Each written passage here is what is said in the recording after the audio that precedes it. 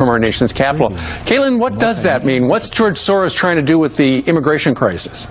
Good morning. Okay, so George Soros is this foreign-born left-wing guy who essentially wants to change the nature of our country. And in this data dump, one of the memos was about the refugee crisis. And they made 3 points. They think that they've been successful at influencing immigration policy across the world. They think that the refugee crisis is an opportunity to continue doing so. And they think the refugee crisis is the new normal. And George Soros is this guy who is a staunch advocate for open borders. He wants people to be able to go wherever they want, whenever they want, for whatever reason. And for him, he sees this immigration policy, this crisis, as a vehicle to further his immigration agenda. Well, Bill Clinton argued earlier this year that he thinks Syrian refugees could help rebuild Detroit, which is almost laughable because why would jobs in Detroit go to Syrian refugees instead of the unemployed American citizens who already live there? Wow, that's a good point. So if you're listening on the radio. Joining us now is Kaitlan Collins. She is a star reporter at the Daily Caller, a news site that I oversee very loosely. Kaitlan, it's great to see you this morning. So what's this about? So Terry McAuliffe's primary goal as the governor of Virginia has been to deliver his swing state on a silver platter to Hillary Clinton. This isn't about restoring votes to prison inmates. It's about getting Hillary Clinton in the White House this November. So he has framed this, though, as a civil rights issue. He's really played the race card pretty hard. He was stopped for a time by a court which said, look, you need to vet each one of these individually on a case-by-case basis. Is he doing that? No, he's signed these 13,000 voter rights with an auto pen. He's done it in a matter of hours. He's not looking at these on a case-by-case basis, which is why the Supreme Court invalidated his executive order in the first place. He's not looking at it closely. Back in April, when he had 200,000 people whose voting rights he was going to restore, there were 132 sex offenders who made the list and several convicted murderers who are still on probation. He's not looking at this on a case-by-case basis. He just wants to get it done so these people can vote in November. So his argument is, look, they've paid their dues, even the violent ones, even the sex offenders, and they should be fully reintegrated into society. They should be able to vote, be able to elect to office, they should be able to serve on juries. Interestingly, though, he's not going to restore their gun rights. Why? Exactly, which is almost laughable that he thinks former inmates are capable of picking the next president of the United States, but they can't go on a family hunting trip on the weekend. It's hysterical. So he trusts them to pick the next president, but not to go dove hunting. It's pretty scary. Kaitlan, counterterrorism experts have said in the past that it is impossible to thoroughly vet all these refugees that are coming over from Syria. So why are we taking in so many? Exactly, and the problem is only getting worse. Barack Obama is addressing the United Nations today to encourage world leaders to bring in more refugees into their countries, and he himself wants to bring in over 110,000 next year. Now, if Hillary Clinton is elected president, she wants to bring in as many refugees as there are people living in Detroit, given the numbers that she's given us so far, and that's raising a lot of concern for people. I can understand that, but Kaitlan, so far we have not had any known ISIS members coming here, although there have been 66 picked up in just the last few months of those who are sympathetic to the Islamic State. However, if you look what's happened in Germany and Europe, they have a totally different scenario. There are linkages.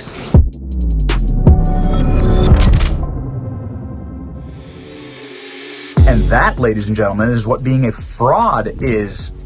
Being a fraud is somebody who went gladly on Fox News, worked for Tucker Carlson, actually, which is where Kaitlan Collins got her start, at the Daily Caller, writing listicles about celebrities and side boob. You can go back and check her old byline.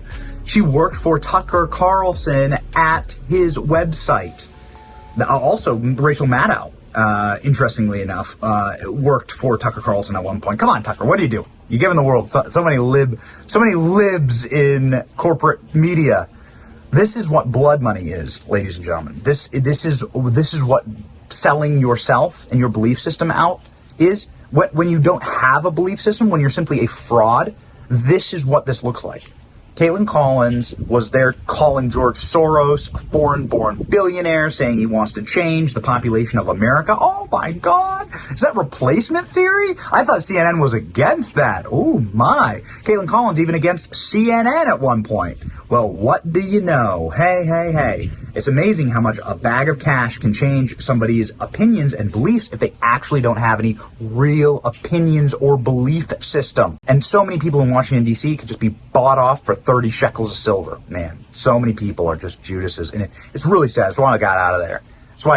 I've also worked at the Daily Caller. And I've known Kaitlan Collins back when she was a right-winger and back when she would date around in the right-wing circles and when these people were like ubiquitous all around town at like the conservative think tanks and conservative parties, and then they get offered a bag of cash to change their opinions entirely and become a shill for the left. And that's exactly what Kaitlan Collins has become. But it didn't work out great for her because last night she was just utterly and completely and totally outclassed, outmanned, outgunned by Donald Trump.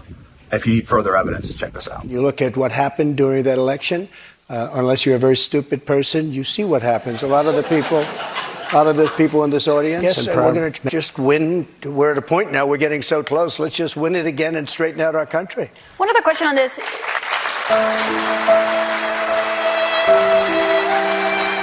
You're not stupid at all, but you perhaps are given an agenda or you have an agenda. Look, I was just saying there's no evidence of that election fraud. You did once tweet. You're supposed to say that, but I'm glad you say that. But look, That's that was the a truth, horrible Mr. President. election. That was a horrible election, and we have to have honest elections in our country. We have open borders. We have said we'll give you soldiers, we'll give you National Guard, we'll give you whatever you want, and they turned me down. You're and in acting fact, defense she turned me down. secretary. She turned me down. I didn't have a script. I don't need scripts like a certain person that's in there right now. The video, it came out much later after they had already attacked the Capitol. But that video that you referenced there, it wasn't posted until 4:17 p.m. No, I'll tell they you, breached the Capitol at 2 p.m. That video was Mr. posted. 4:17 Yeah, p.m. actually a little bit before that. Chris Miller was your acting defense secretary. He says you never gave that order. But back to what happened on that day. You said you weren't. He did not say that. He has testified that, Mr. He President. did not say that. But you said you weren't very. Why did it take you 3 hours to tell them to go home? I don't believe it did. Oh, let me pull it out. I have to pull it out. And this was in the form of Twitter. Now I use Truth Social. I think it's far superior, okay? I hope everybody's like, they took it down. I don't know why. I think they took it down because it was so good. They didn't like it being up there. Mr. President, I looked at the same timeline that you did. No, I know, but you didn't report that. You know why? Because it was taken down. We did report it. I was reporting that day. It was taken down and it wasn't. But when it was clear to you that they were not, do you feel that you owe him an apology? No, because he did something wrong. He should have put the votes back to the state legislatures, and I think we would have had a different outcome. I really do. But he doesn't have the authority. The vice president does not have the authority to reject those election results. Are you ready? Let's have this one out just now, because it's interesting. Let's keep it interesting, right? I like Mike Pence very much. He's a very fine man. He's a very nice man. Did they change the law then, saying that you can't do it? They didn't change the law. They strengthened the law because they were worried about presidents exploiting. Oh, they strengthened it, meaning you could do it. Thank you. That's not what it means. Thank you. They strengthened. In Washington, D.C., you cannot get a fair trial. You cannot. Just like in New York City, you can't get a fair trial either.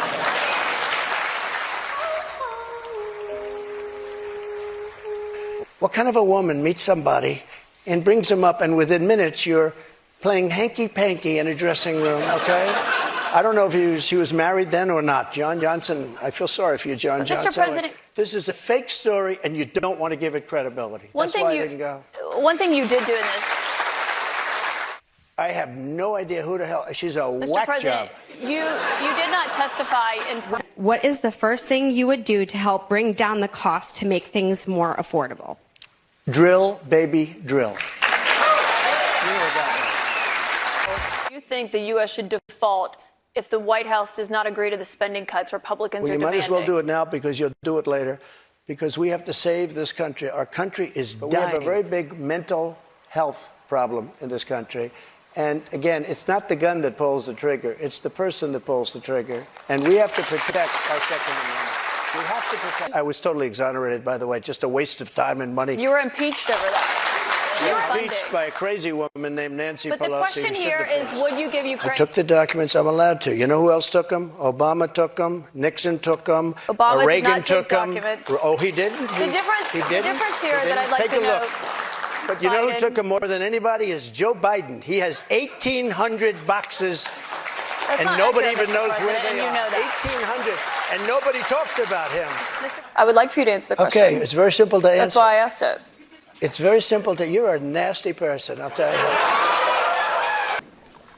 You gonna do something or just stand there and bleed? Why is it that Biden had 9 boxes in Chinatown, and he gets a lot of money from China? Why is that? And There why, is no why evidence aren't of that, people? Mr. President. No, you cannot why say aren't that. There people is no bringing that evidence up? of that, Mr. President. And when we can't make a call to question election results, then this country ought to just forget about it. You weren't just questioning the election results. I was You were questioning asking the him election. to find you votes. These people are sick. Anybody that wants this to happen to our country, they're destroying our country, and this should not be allowed to happen. Does it bother you that he keeps talking about 2020 and not 2024? Couldn't the media ask him a question about 2024?